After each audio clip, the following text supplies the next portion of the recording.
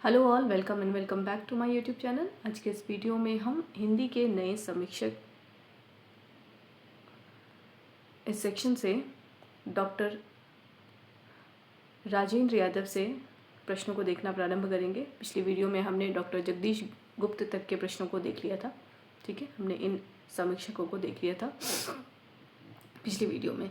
आज के इस वीडियो में हम doctor Rajendra Yadav, doctor Prem Shankar, doctor Ramswaroop Chaturvedi, doctor Chandrakant Mahadev Bandevkar, doctor Nirmala Jain, doctor Gopal Rai Malayaj और मुद्रा रक्षक तक के प्रश्नों को देखेंगे। ठीक है, अगर वीडियो शॉर्ट हुआ तो हम आगे भी बढ़ेंगे, अदरवाइज़ हम इन्हीं तक के प्रश्नों को आज के इस वीडियो में कवर करेंगे। तो चलते हैं अपने मेन टॉपिक की ओर। आज के इस वीडियो में हम प्रारंभ करने वाले हैं डॉक्टर राजेंद्र यादव से। इनका जीवन काल है 1929 से 2013। 1929 इनका जन्म वर्ष है, मृत्यु वर्ष 2013। इनसे संबंधित पहला प्रश्न है, डॉक्टर राजेंद्र यादव किस साहित्यिक आंदोलन के पुरस्कर्ता माने जाते हैं? ऑप्शन ए प्रगतिशील आंदोलन, ऑप्शन बी नई कहानी आंदोलन, ऑप्शन सी भक्ति आंदोलन, ऑप्शन डी छायावाद। आंसर करेंगे। सही उत्तर होगा नई कहानी आंदोलन। राजेंद्र यादव के साहित्यिक आंदोलन के पुरस्कर्ता माने जाते हैं। इसका सही उत्तर होगा बी नई कहानी आंदोलन। अगला प्रश्न है, डॉक्टर राजेंद्र यादव कौन सी प्रसिद्ध पत्रिका के संपादक थे? Option A Sitara, option B Katha, option C Hans, option D साहित्य अकादमी। राजेंद्र यादव कौन सी प्रसिद्ध पत्रिका के संपादक थे? सही उत्तर होगा हंस। अगला प्रश्न है, राजेंद्र यादव की कौन सी कृति 1968 में प्रकाशित हुई थी? ऑप्शन ए प्रेमचंद की विरासत, ऑप्शन बी 18 उपन्यास हो गए, ऑप्शन सी कहानी स्वरूप और संवेदना, ऑप्शन डी उपन्यास स्वरूप और संवेदना। राजेंद्र यादव की कृति 1968 में जो प्रकाशित हुई थी उस कृति का नाम है, सही उत्तर होगा सी कहानी स्वरूप और संवेदना। 1968 में राजेंद्र यादव की प्रकाशित कृति है कहानी स्वरूप और संवेदना। अगला प्रश्न है, निम्नलिखित में से किस वर्ष राजेंद्र यादव की प्रेमचंद की विरासत पुस्तक प्रकाशित हुई है? Option A 1968, option B 1978, option C 1981, option D 1997। प्रश्न है, राजेंद्र यादव का प्रेमचंद की विरासत पुस्तक कब प्रकाशित हुई थी? सही उत्तर होगा बी 1978। प्रेमचंद की विरासत पुस्तक का प्रकाशन वर्ष है। ठीक है, यह पुस्तक राजेंद्र यादव की पुस्तक है और इसका प्रकाशन वर्ष 1978 है। अगला प्रश्न है, उपन्यास स्वरूप और संवेदना। प्रश्न है, उपन्यास स्वरूप और संवेदना पुस्तक किस वर्ष प्रकाशित हुई थी? Option A 1981, option B 1996, option C 1997, option D 2000। सही उत्तर होगा 1997। उपन्यास स्वरूप और संवेदना पुस्तक 1997 में प्रकाशित हुई थी। इनसे संबंधित जो रचनाएं हैं, आलोचनात्मक कृतियां हैं जो डॉक्टर राजेंद्र यादव की, उन्हें हम देख लेते हैं। उनकी पहली रचनात्मक कृति है कहानी स्वरूप और संवेदना, इसका प्रकाशन वर्ष है 1968। दूसरा है प्रेमचंद की विरासत, प्रकाशन वर्ष 1978। तीसरा है 18 उपन्यास, 79 हैं, सॉरी, ठीक है, पुस्तक में 79 हैं। 18 उपन्यास, प्रकाशन वर्ष 1981। और कहानी अनुभव एवं अभिव्यक्ति 1996, उपन्यास स्वरूप और संवेदना 1997।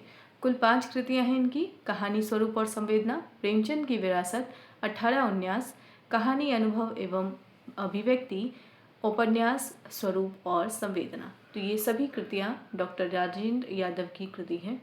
अगले रचनाकार हैं डॉक्टर प्रेम शंकर, जिनका जीवन काल है 1930 से 2002। 1930 इनका जन्म वर्ष, 2002 इनका मृत्यु वर्ष। संबंधित प्रश्न इनका देख लेते हैं।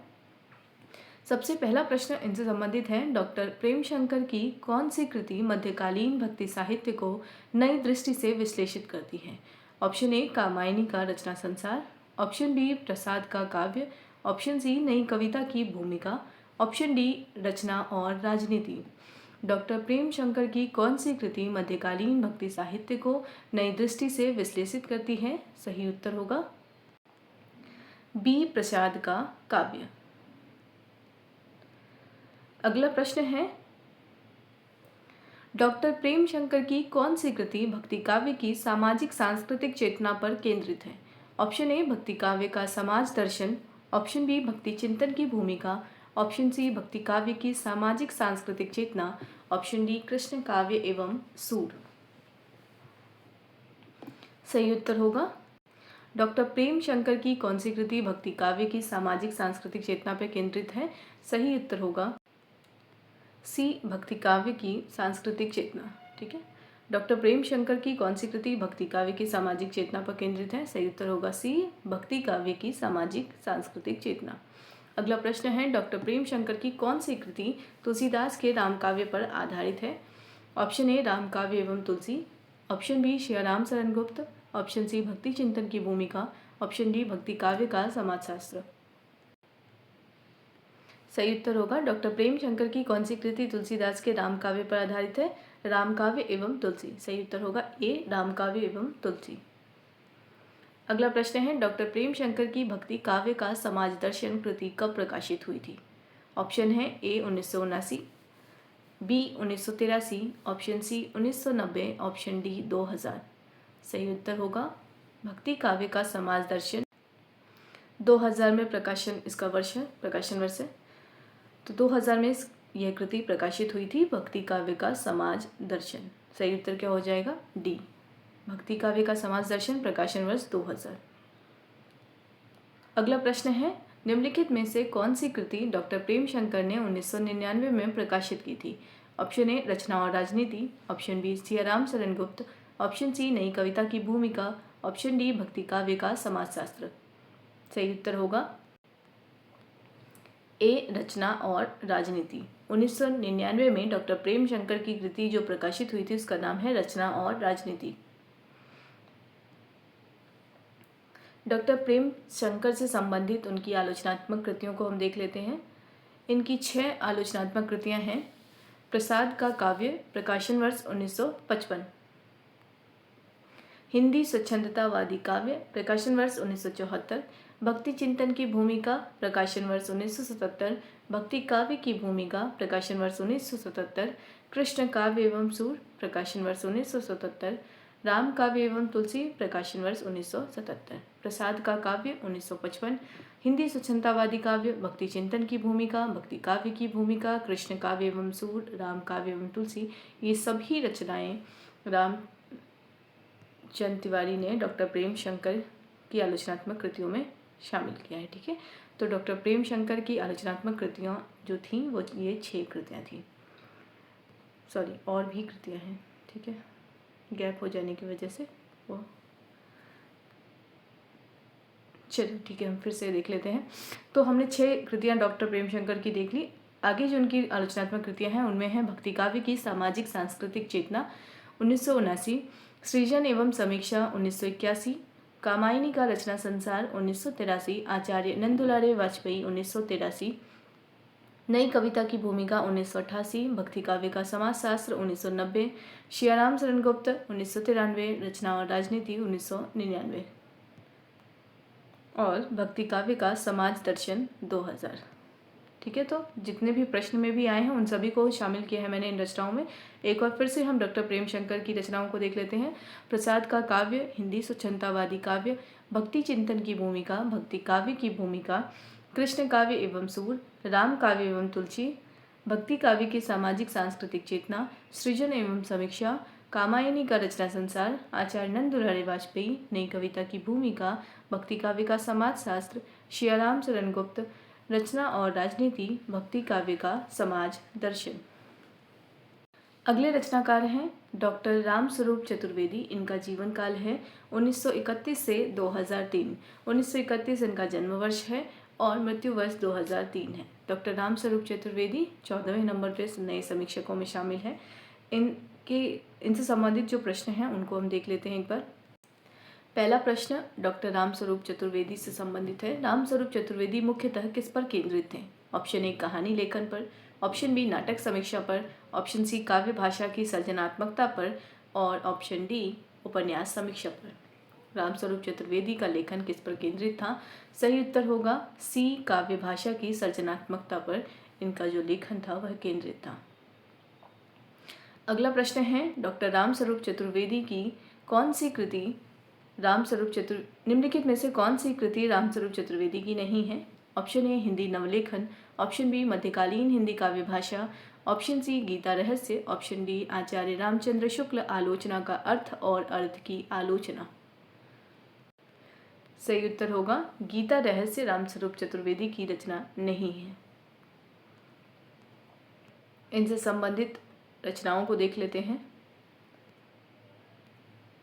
ठीक है, तो सबसे पहली जो रचना है इनकी रामस्वरूप चतुर्वेदी की वह है हिंदी नवलेखन। हिंदी नवलेखन का प्रकाशन वर्ष है 1960। दूसरा है भाषा और संवेदना, 1964 इसका प्रकाशन वर्ष है। अज्ञेय और आधुनिक रचना की समस्या, 1968 इसका प्रकाशन वर्ष है। हिंदी साहित्य की अधुनातन प्रवृत्तियाँ, 1969 इसका प्रकाशन वर्ष है। कामायनी का पुनर्मूल्यांकन, 1970 इसका प्रकाशन वर्ष है। अगली रचना है मध्यकालीन हिंदी काव्य भाषा, 1974 इसका प्रकाशन वर्ष है। कविता यात्रा रत्नाकर से अज्ञेय तक, 1976 इसका प्रकाशन वर्ष है। सर्जन और भाषिक संरचना, 1980 इसका प्रकाशन वर्ष है। इतिहास और आलोचक दृष्टि, 1982 इसका प्रकाशन वर्ष है। हिंदी साहित्य और संवेदना का विकास, 1986 इसका प्रकाशन वर्ष है।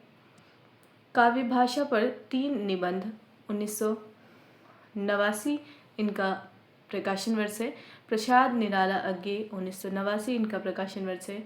कविता का पक्ष, 1994 इसका प्रकाशन वर्ष है। हिंदी गद्य विन्यास और विकास, 1998 इसका प्रकाशन वर्ष है। आधुनिक कविता यात्रा, 1998 इसका प्रकाशन वर्ष है। और आचार्य रामचंद्र शुक्ल आलोचना का अर्थ और अर्थ की आलोचना महत्वपूर्ण पुस्तक है, 2001 इसका प्रकाशन वर्ष है। भक्ति काव्य यात्रा, 2002 इसका प्रकाशन वर्ष है। एक और पुनः हम इनकी समस्त रचनाओं को देख लेते हैं। डॉक्टर रामस्वरूप चतुर्वेदी की रचना है हिंदी नवलेखन, भाषा और संवेदना, अज्ञेय और आधुनिक रचना की समस्या, हिंदी साहित्य की अधुनातन प्रवृत्तियाँ, कामायनी का पुनर्मूल्यांकन, मध्यकालीन हिंदी काव्य भाषा, कविता यात्रा रत्नाकर से अज्ञेय तक, सर्जन और भाषिक संरचना, इतिहास और आलोचक दृष्टि, हिंदी साहित्य और संवेदना का विकास, काव्य भाषा पर 3 निबंध, प्रसाद निराला अज्ञेय, कविता का पक्ष, हिंदी गद्य विन्यास और विकास, आधुनिक कविता यात्रा, आचार्य रामचंद्र शुक्ल आलोचना का अर्थ और अर्थ की आलोचना, भक्ति काव्य यात्रा। तो ये समस्त रचनाएं डॉक्टर रामस्वरूप चतुर्वेदी की रचना थी। आप इनके प्रकाशन वर्ष को भी साथ साथ याद रखेंगे। अगला प्रश्न इनसे संबंधित है, कामायनी का पुनर्मूल्यांकन डॉक्टर रामस्वरूप चतुर्वेदी की कौन सी कृति है? ऑप्शन ए समीक्षा कृति, ऑप्शन बी उपन्यास, ऑप्शन सी कविता संग्रह, ऑप्शन डी नाट्यलेख।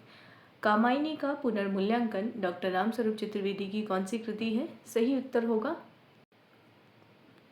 ए समीक्षा कृति है। कामायनी का पुनर्मूल्यांकन यह एक समीक्षा कृति है। अगला प्रश्न है, डॉक्टर रामस्वरूप चतुर्वेदी का हिंदी गद्य विन्यास और विकास, हिंदी गद्य विन्यास और विकास किस वर्ष प्रकाशित हुआ था? ऑप्शन है 1986, option B 1998, option C 1976, option D 2002। Hindi गद्य विन्यास और विकास रामस्वरूप चतुर्वेदी की यह पुस्तक 1998 में प्रकाशित हुई थी। सही उत्तर क्या होगा? बी। अगला प्रश्न है, डॉक्टर रामस्वरूप चतुर्वेदी की समीक्षा कृति में किस विषय का विकास प्रमुखता से दिखता है? ऑप्शन ए कथा संरचना, ऑप्शन बी काव्य भाषा और संवेदना का विकास, ऑप्शन सी नाट्य निर्माण, ऑप्शन डी आलोचना का इतिहास। डॉक्टर रामस्वरूप चतुर्वेदी की समीक्षा कृतियों में किस विषय का विकास प्रमुखता से दिखाई देता है? सही उत्तर होगा बी काव्य भाषा और संवेदना का विकास। अगला प्रश्न है, यहाँ परशुराम चतुर्वेदी नहीं रामस्वरूप चतुर्वेदी होगा। ठीक है, रामस्वरूप चतुर्वेदी। एक मिनट से, रामस्वरूप चतुर्वेदी। प्रश्न है, रामस्वरूप चतुर्वेदी के अनुसार सर्जन की प्रक्रिया के आरंभिक चरण में क्या शामिल होता है? उत्तर होगा अनुभव को अन्य व्यक्तित्व में संक्रमित करना। सही उत्तर क्या होगा? बी, अनुभव को अन्य व्यक्तित्व में संक्रमित करना सर्जन प्रक्रिया का आरंभ है। ठीक है, तो सर्जन प्रक्रिया के आरंभ में सबसे प्रारंभ में हम क्या करते हैं? अनुभव को अन्य व्यक्तित्व में संक्रमित करते हैं। तो रामस्वरूप चतुर्वेदी की मान्यता के अनुसार सर्जन प्रक्रिया के आरंभ में अनुभव को अन्य व्यक्तित्व में संक्रमित करना होता है। इनसे संबंधित तथ्य देख लेते हैं। चतुर्वेदी जी की स्थापना है कि सर्जन भाषिक संरचना है। वे कहते हैं किसी विचार या अनुभव को किसी अन्य व्यक्तित्व में संक्रमित करना जिससे उसका फिर नया विकास संभव हो, सर्जन प्रक्रिया का आरंभिक चरण है। स्पष्ट ही है यह संक्रमण किसी न किसी स्तर पर भाषा में ही होगा। तो यह जो कथन है यह महत्वपूर्ण कथन है और यह रामस्वरूप चतुर्वेदी का कथन है। अगला प्रश्न है, चतुर्वेदी जी के अनुसार काव्य सृजन के पूर्व कवि की संवेदना किसमें उपलब्ध होती है? ऑप्शन ए विचार में, ऑप्शन बी किसी भाषा में, ऑप्शन सी प्रत्यक्ष अनुभव में, ऑप्शन डी छंद में। चतुर्वेदी जी के अनुसार काव्य सृजन के पूर्व कवि की संवेदना किसी में उपलब्ध होती है? सही उत्तर होगा किसी भाषा में। चतुर्वेदी जी के अनुसार काव्य सृजन के पूर्व कवि की संवेदना किसी भाषा में उपलब्ध होती है। अगला प्रश्न है, भाषा का आधारभूत रूप क्या होता है जो रचनाकार स्वीकार करता है? ऑप्शन ए व्यक्तिगत कल्पना, ऑप्शन बी समाज द्वारा स्वीकारित भाषा का रूप, ऑप्शन सी वैयक्तिक शैली, ऑप्शन डी लय और ध्वनि। सही उत्तर होगा भाषा का आधार रूप क्या होता है जो रचनाकार स्वीकार करता है? वह है समाज द्वारा स्वीकारित भाषा का रूप। रचनाकार क्या स्वीकार करता है? समाज द्वारा स्वीकारित भाषा का रूप, यही भाषा का आधारभूत रूप होता है। सही उत्तर हो जाएगा बी। संबंधित तथ्य देख लेते हैं। वे कहते हैं भाषा का आधारभूत रूप वह है जो रचनाकार समाज से स्वीकार करता है और उसी के अनुकूल उसकी संवेदना निखरती है, जिसे वह फिर अपनी काव्य भाषा में व्यक्त कर देता है। यह काव्य भाषा कवि के व्यक्तित्व के अनुकूल रूपाकार ग्रहण करती है। यह कथन भी रामस्वरूप चतुर्वेदी के शब्दों में लिखा गया कथन है। ठीक है, अगला जो प्रश्न है वह है काव्य भाषा की संरचना के विश्लेषण से क्या समझा जा सकता है? ऑप्शन ए काव्य की शैली, ऑप्शन बी कवि का व्यक्तित्व, ऑप्शन सी कविता का कथानक, ऑप्शन डी सामाजिक भावनाएं। सही उत्तर होगा बी कवि का व्यक्तित्व। काव्य भाषा की संरचना के विश्लेषण से क्या समझा जा सकता है? कवि का व्यक्तित्व समझा जा सकता है। अगला प्रश्न है,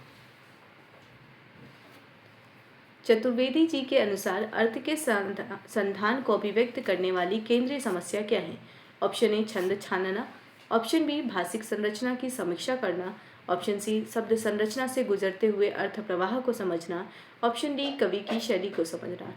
चतुर्वेदी जी के अनुसार अर्थ के संधान को अभिव्यक्त करने वाली केंद्रीय समस्या है शब्द संरचना से गुजरते हुए अर्थ प्रवाह को समझना। यही केंद्रीय समस्या है और इसी की ओर रामस्वरूप चतुर्वेदी जी इशारा कर रहे हैं। ठीक है, अगला प्रश्न है, रामस्वरूप चतुर्वेदी जी ने किस कवि की कविताओं पर अधिक विचार किया है? Option A Makhanlal Chaturvedi, option B Agyeya, option C Muktibodh, option D Ramdhari सिरदनकर। चतुर्वेदी जी ने किस कवि की कविताओं पर अधिक जोर दिया है? सही उत्तर होगा बी अज्ञेय। अज्ञेय की कविताओं पर रामस्वरूप चतुर्वेदी जी ने अधिक जोर दिया है। अगला प्रश्न है, परशुराम चतुर्वेदी जी के अनुसार व्यक्तित्व की स्वाधीनता और सर्जनशीलता की सुरक्षा किसका केंद्र है?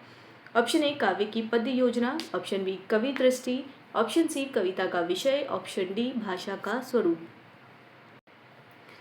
प्रश्न है, परशुराम चतुर्वेदी के अनुसार व्यक्तित्व की स्वाधीनता और सर्जनशीलता की सुरक्षा किसका केंद्र है? सही उत्तर होगा कवि दृष्टि का केंद्र है। अगला प्रश्न है, मुक्तिबोध की समीक्षा में चतुर्वेदी जी ने किस खास प्रयोग पर ध्यान दिया है? ऑप्शन ए रूपक, ऑप्शन बी अलंकार, ऑप्शन सी यहाँ गर्बीली गरीबी का ध्यान दिया गया है, ऑप्शन डी छंद। मुक्तिबोध की समीक्षा में चतुर्वेदी जी ने किस खास प्रयोग पर ध्यान दिया है? सही उत्तर होगा सी यहाँ गर्बीली गरीबी का खास प्रयोग पर ध्यान दिया गया है। मुक्तिबोध की समीक्षा में इसका विशेष रूप से रामस्वरूप चतुर्वेदी ख्याल रखते हैं। ठीक है, अगला प्रश्न है, चतुर्वेदी जी के अनुसार कविता और संस्कृति के बीच क्या संबंध है? ऑप्शन ए कविता संस्कृति की रक्षा करती है और संस्कृति कविता को राजनीतिक और यांत्रिक खतरे से बचाती है। ऑप्शन बी कविता और संस्कृति स्वतंत्र है। ऑप्शन सी कविता का कोई संबंध संस्कृति से नहीं है। ऑप्शन डी संस्कृति कविता का विरोध करती है। सही उत्तर होगा ए कविता संस्कृति की रक्षा करती है और संस्कृति कविता को राजनीतिक और यांत्रिक खतरे से बचाती है। संबंधित तथ्य है नई कविता इस सारे के सारे जीवन और गर्बीली गरीबी का काव्य है। चतुर्वेदी जी के अनुसार संस्कृति और कविता का गहरा अंतः संबंध है। कविता का दायित्व है कि वह संस्कृति की रक्षा करे। इसी प्रकार संस्कृति का धर्म है कि वह कविता को विचारधारा, राजनीति, संचार साधन और यांत्रिकता के खतरों से बचाए। तो संस्कृति और कविता का जो यह संबंध है इसके विषय में रेखांकित कौन कर रहे हैं? डॉक्टर रामस्वरूप चतुर्वेदी। अगर ये कथन पूछा जाए कि चतुर्वेदी संस्कृति और कविता का गहरा अंतर संबंध है, कविता का दायित्व है कि वह संस्कृति की रक्षा करे और इसी प्रकार संस्कृति का धर्म है कि वह कविता को की यांत्रिकता से रक्षा करे, तो यह जो कथन है वह किनका कथन है? प्रश्न अगर हो तो उत्तर होगा डॉक्टर रामस्वरूप चतुर्वेदी। अगला प्रश्न है आचार्य रामचंद्र शुक्ल के अनुसार कि किस सिद्धांत को चतुर्वेदी जी अधिक प्रासंगिक मानते हैं? ऑप्शन ए विरोधों का संघर्ष, ऑप्शन बी विरोधों का सामंजस्य, ऑप्शन सी सामाजिक समरसता, ऑप्शन डी साहित्यिक नवाचार। रामचंद्र शुक्ल के किस सिद्धांत को चतुर्वेदी जी अधिक प्रासंगिक मानते हैं? सही उत्तर होगा विरुद्धों के सामंजस्य को। तो रामचंद्र शुक्ल का यह सिद्धांत था विरुद्धों का सामंजस्य। यह सिद्धांत रामचंद्र शुक्ल का था और इसे प्रासंगिक मानते हैं रामस्वरूप चतुर्वेदी। सही उत्तर हो जाएगा बी। अगले रचनाकार हैं डॉक्टर चंद्रकांत महादेव बांदीवड़कर। इनका समय है 1932। ठीक है, इनका जन्म वर्ष है 1932।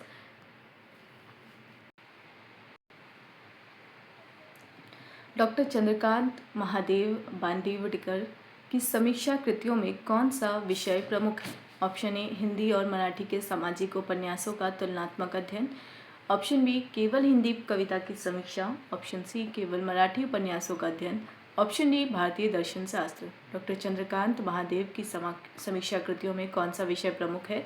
सही उत्तर होगा, सही उत्तर है ए हिंदी और मराठी के सामाजिक उपन्यासों का तुलनात्मक अध्ययन। तो अगर हम देखें तो दोनों ही भाषाओं के उपन्यासों का तुलनात्मक अध्ययन मुख्य रूप से इनका विषय रहा है, किनका? चंद्रकांत महादेव का। अगला प्रश्न इनसे संबंधित है बांदीवड़कर जी ने किन भाषाओं के ग्रंथों का अनुवाद किया है? ऑप्शन ए केवल हिंदी से अंग्रेजी, ऑप्शन बी हिंदी से मराठी एवं मराठी से हिंदी, ऑप्शन सी केवल मराठी से हिंदी, ऑप्शन डी अंग्रेजी से हिंदी। सही उत्तर होगा बी हिंदी से मराठी एवं मराठी से हिंदी। बांदीवड़कर जी ने किन भाषाओं के ग्रंथों का अनुवाद किया है? तो हिंदी से मराठी एवं मराठी से हिंदी। अगला प्रश्न है बांदीवड़कर जी रचना का मूल्यांकन किस आधार पर करते हैं? ऑप्शन ए अपनी अपेक्षाओं के आधार पर, ऑप्शन बी रचना के भीतर से उसका आस्वाद लेकर, ऑप्शन सी केवल काव्यात्मकता पर, ऑप्शन डी केवल कथा साहित्य पर। बांदीवड़कर ने रचना का मूल्यांकन किस आधार पर किया है? सही उत्तर होगा बी रचना के भीतर से उसका आस्वाद लेकर इन्होंने रचना का मूल्यांकन किया है। अगला प्रश्न है बांदीवड़कर जी के अनुसार रचना की गलत समझ कब होती है? ऑप्शन ए जब सभी कृतियों की तुलना की जाती है, ऑप्शन बी जब रचना को उसकी प्रकृति और स्वभाव के बिना देखा जाता है, ऑप्शन सी जब लेखक के नाम की तुलना की जाती है, ऑप्शन डी जब केवल बाहरी रूप पर ध्यान दिया जाता है। बांदीवड़कर जी के अनुसार रचना की गलत समझ कब होती है? सही उत्तर होगा जब रचना को उसकी प्रकृति और स्वभाव के बिना देखी जाती है, तब रचना की गलत समझ हो जाती है। प्रकृति और स्वभाव के बिना जब रचना का मूल्यांकन होगा तो वहाँ हम रचना की समझ को गलत रूप से ग्रहण करेंगे। अगला प्रश्न है बांदीवड़कर जी ने किन कविताओं और कवियों का उल्लेख किया है जिनका वे सम्मान करते हैं? ऑप्शन ए केवल हिंदी कवि, ऑप्शन बी केवल मराठी कवि, ऑप्शन सी प्रेमचंद, अज्ञेय, यशपाल, जैनेन्द्र, लुकमान अली, रघुवीर सहाय, ऑप्शन डी कोई कवि नहीं। सही उत्तर होगा सी प्रेमचंद, अज्ञे, यशपाल, जैनेन्द्र, लुकमान अली, रघुवीर सहाय। बांदेव डेकर जी ने किन कविताओं और कवियों का उल्लेख किया है जिनका वे सम्मान करते हैं? तो वो इन कवियों का सम्मान करते हैं जिनमें प्रेमचंद हैं, अज्ञे हैं, यशपाल हैं, जैनेन्द्र हैं, लुकमान अली हैं और रघुवीर सहाय हैं। अगला प्रश्न देखने से पहले इनका कथन है वो भी देख लेते हैं। बांदेव डेकर जी ने कहा है, एक मामूली समीक्षक के रूप में मैं विनम्रतापूर्वक कहना चाहूँगा कि मेरे लिए प्रेमचंद और अज्ञे, यशपाल और जैनेन्द्र, रेणु और मोहन राकेश, मुक्तिबोध और शमशेर, धूमिल और केदारनाथ सिंह अपनी अपनी क्षमताओं और सीमाओं के साथ ग्रहणीय हो जाते हैं। लुकमान अली, अज्ञे और रघुवीर सहाय की कविताएं और गज़ल सबका आस्वाद लेते समय मुझे कोई तकलीफ नहीं होती, ना आत्मग्लानि होती है। असल में रचना क्या दे सकती है, क्या देना उसके स्वभाव में, प्रकृति में है। यह विवेक ना कर जब हम अपनी अपेक्षाएं लाद कर रचना को देखते हैं तब आस्वाद की बहुत बड़ी गलतियां होती हैं। तो यह जो कथन है यह महत्वपूर्ण कथन है और इसमें जिन कवियों और जिनकी कविताओं का उल्लेख हुआ है वह भी महत्वपूर्ण है। तो यह कथन बांदेव डेकर जी का कथन है। इनसे संबंधित जो उनकी आलोचनात्मक कृतियां हैं उन्हें भी हम देख लेते हैं। इनकी आलोचनात्मक कृतियों में हिंदी और मराठी के सामाजिक उपन्यासों का तुलनात्मक अध्ययन, प्रकाशन वर्ष 1960, अज्ञे की कविता एक मूल्यांकन, प्रकाशन वर्ष 1971, हिंदी उपन्यास स्थिति और गति, प्रकाशन वर्ष 1977, कविता की तलाश, प्रकाशन वर्ष 1983, जैनेन्द्र के उपन्यास मर्म की तलाश, प्रकाशन वर्ष 1984, आधुनिक उपन्यास सृजन और आलोचना, प्रकाशन वर्ष 1985, कथाकार अज्ञे, प्रकाशन वर्ष 1993, चंद्रकांत देवताली की कविता का स्वभाव, प्रकाशन वर्ष 1995। एक बार पुनः हम इनकी रचना का नाम देख लेते हैं। हिंदी और मराठी के सामाजिक उपन्यासों का तुलनात्मक अध्ययन, अज्ञे की कविता एक मूल्यांकन, हिंदी उपन्यास स्थिति और गति, कविता की तलाश, जैनेन्द्र के उपन्यास मर्म की तलाश, आधुनिक हिंदी उपन्यास सृजन और आलोचना, कथाकार अज्ञे, चंद्रकांत देवताले की कविता का स्वभाव। तो ये थी बांदेव डेकर जी की आलोचनात्मक कृतियाँ। अगले जो रचनाकार हैं वो हैं डॉक्टर निर्मला जैन। 16वें नंबर पर जो नई समीक्षक में शामिल हैं वो हैं डॉक्टर निर्मला जैन। इनका जीवन काल 1932 से 2025 है। 1932 इनका जन्म वर्ष है और 2025 इनका मृत्यु वर्ष है। तो 1932 से 2025 जीवन काल डॉक्टर निर्मला जैन। संबंधित प्रश्न देख लेते हैं इनसे संबंधित पहला प्रश्न है, डॉक्टर निर्मला जैन की पहली प्रकाशित आलोचना पुस्तक कौन सी है? ऑप्शन ए आधुनिक साहित्य मूल्य और मूल्यांकन, ऑप्शन बी रस सिद्धांत और सौंदर्य शास्त्र, ऑप्शन सी हिंदी आलोचना 20वीं शताब्दी, ऑप्शन डी काव्य चिंतन की पश्चिमी परंपरा। डॉक्टर निर्मला जैन की पहली प्रकाशित आलोचना पुस्तक कौन सी है? सही उत्तर होगा बी रस सिद्धांत और सौंदर्य शास्त्र। पहली प्रकाशित पुस्तक डॉक्टर निर्मला जैन की है रस सिद्धांत और सौंदर्य शास्त्र।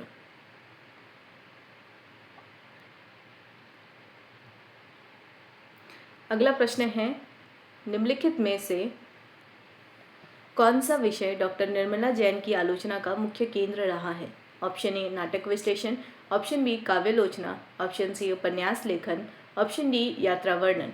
निर्मला जैन की आलोचना के केंद्र में कौन से विषय रहे हैं? इसका सही उत्तर होगा बी काव्यालोचना। निर्मला जैन की आलोचना का मुख्य केंद्र काव्यालोचना है।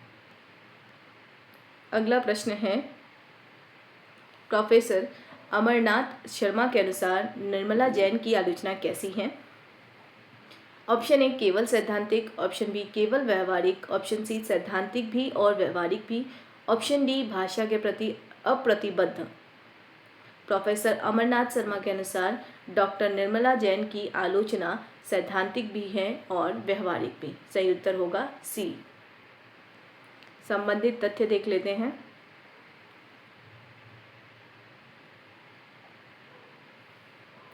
प्रोफेसर अमरनाथ शर्मा की टिप्पणी है, निर्मला जैन की आलोचना सैद्धांतिक भी है और व्यवहारिक भी। एक ओर उन्होंने आधुनिक मनोविज्ञान के आलोक में रस सिद्धांत की व्याख्या की है, तो दूसरी ओर छायावाद से लेकर नई कविता और समकालीन कथा साहित्य का मूल्यांकन भी किया है। उन्होंने अनुसंधान, सिद्धांत, निरूपण, इतिहास आदि को साहित्य के मूल्यांकन के लिए जरूरी मानते हुए भी आलोचना को इनसे अलग रखने पर जोर दिया है। तो ये कथन निर्मला जैन की आलोचना के संबंध में प्रोफेसर अमरनाथ शर्मा का है। तो हमारे लिए ये कथन महत्वपूर्ण हो जाता है। अगला प्रश्न है, डॉक्टर निर्मला जैन ने किस सिद्धांत की व्याख्या आधुनिक मनोविज्ञान के आलोक में की है? Option A Natyashastra, option B कथा सिद्धांत, ऑप्शन सी रस सिद्धांत, ऑप्शन डी छायावाद। सही उत्तर होगा डॉक्टर निर्मला जैन ने किस सिद्धांत की व्याख्या आधुनिक मनोविज्ञान के आलोक में की है? सही उत्तर होगा सी रस सिद्धांत। अगला प्रश्न है, डॉक्टर निर्मला जैन ने साहित्य के मूल्यांकन में किन तत्वों को आवश्यक मानते हुए आलोचना को उनसे अलग रखने पर जोर दिया है? ऑप्शन है शोध, इतिहास और निरूपण, ऑप्शन बी केवल शोध, ऑप्शन सी केवल इतिहास, ऑप्शन डी केवल निरूपण। सही उत्तर होगा ए शोध, इतिहास और निरूपण। डॉक्टर निर्मला जैन ने साहित्य के मूल्यांकन में इन तीनों तत्वों को यानी शोध, इतिहास और निरूपण को आवश्यक मानते हुए आलोचना को इनसे अलग रखने पर जोर दिया है। अगला प्रश्न देखने से पहले हम निर्मला जैन की आलोचनात्मक कृतियों को देख लेते हैं। इसमें सबसे पहली जो आलोचनात्मक कृति है उसका नाम है रस सिद्धांत और सौंदर्य शास्त्र, प्रकाशन वर्ष 1967। दूसरी कृति है हिंदी आलोचना 20वीं शताब्दी, 1973 प्रकाशन वर्ष। आधुनिक साहित्य मूल्य और मूल्यांकन 1980 प्रकाशन वर्ष। आधुनिक हिंदी काव्य रूप और संरचना 1984 प्रकाशन वर्ष। कथा प्रसंग यथा प्रसंग प्रकाशन वर्ष 2000। डॉक्टर नगेंद्र 2003 प्रकाशन वर्ष। काव्य चिंतन की पश्चिमी परंपरा प्रकाशन वर्ष 2006।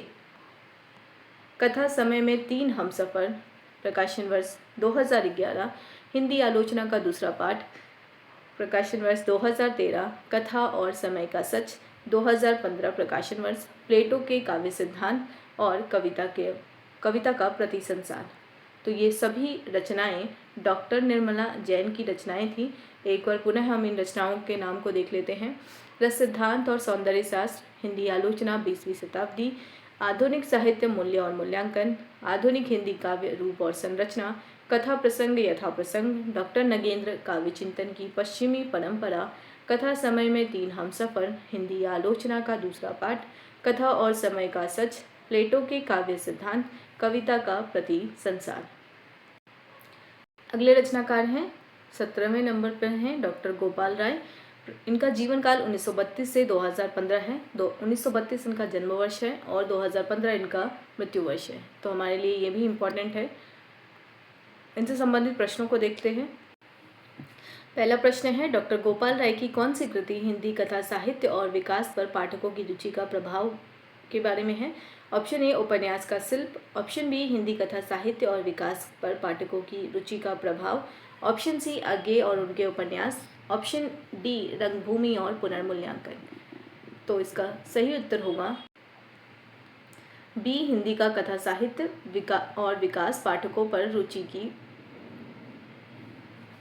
हिंदी कथा साहित्य और विकास पर पाठकों की रुचि का प्रभाव।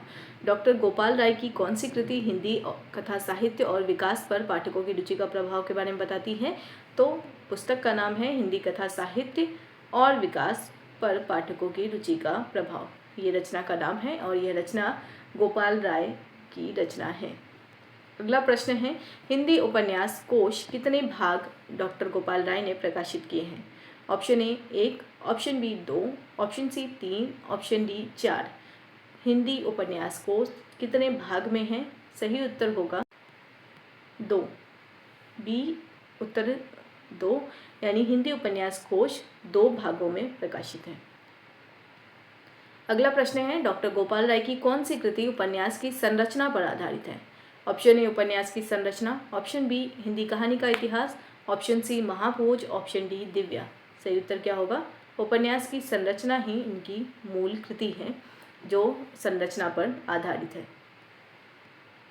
अगला प्रश्न है, अज्ञे और उनके उपन्यास की पुस्तक कब प्रकाशित हुई थी? गोपाल राय की एक कृति है अज्ञे और उनके उपन्यास। तो इस पुस्तक का प्रकाशन वर्ष पूछा जा रहा है। ऑप्शन है 1975, option B 1982, option C 2000, option D 2010। सही उत्तर होगा ए 1975। अज्ञे और उनके उपन्यास का जो ये पुस्तक है इसका प्रकाशन वर्ष है 1975। अगला प्रश्न है, गोपाल राय की कौन सी कृति 3 खंडों में प्रकाशित हुई है? ए हिंदी उपन्यास कोश, ऑप्शन बी हिंदी कहानी का इतिहास, ऑप्शन सी उपन्यास का शिल्प, ऑप्शन डी गोदान नया परिप्रेक्ष्य। सही उत्तर होगा हिंदी कहानी का इतिहास 3 खंडों में प्रकाशित है। इनकी जो आलोचनात्मक कृतियां हैं उनको हम देख लेते हैं। तो सबसे पहली जो आलोचनात्मक कृति गोपाल राय की है उनमें सबसे पहला नाम है हिंदी कथा साहित्य और विकास पर पाठकों की रुचि का प्रभाव। 1965 इसका प्रकाशन वर्ष है। दूसरा है हिंदी उपन्यास कोश भाग 1 भाग 2। हिंदी उपन्यास कोश भाग 1 और भाग 2 इन्हीं दो में प्रकाशित है। एक है 68 में प्रकाशन वर्ष, दूसरा 69 में। तीसरा है उपन्यास का शिल्प, 1973 इसका प्रकाशन वर्ष है। चौथा है अज्ञे और उनके उपन्यास, 1975 इसका प्रकाशन वर्ष है। पांचवा है गोदान नया परिप्रेक्ष्य, 1982 इसका प्रकाशन वर्ष है। अगला है रंगभूमि पुनर्मूल्यांकन, 1983 इसका प्रकाशन वर्ष है। मैला आंचल 2000 इनका प्रकाशन वर्ष है।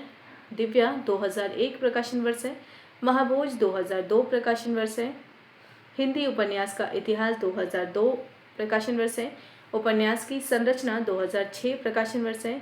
हिंदी कहानी का इतिहास 3 खंड हैं। 3 खंड का प्रकाशन 2008, 2012, 2014। हिंदी कहानी का इतिहास 3 खंडों में 2008, 2012, 2014। अज्ञे और उनका कथा साहित्य 2010।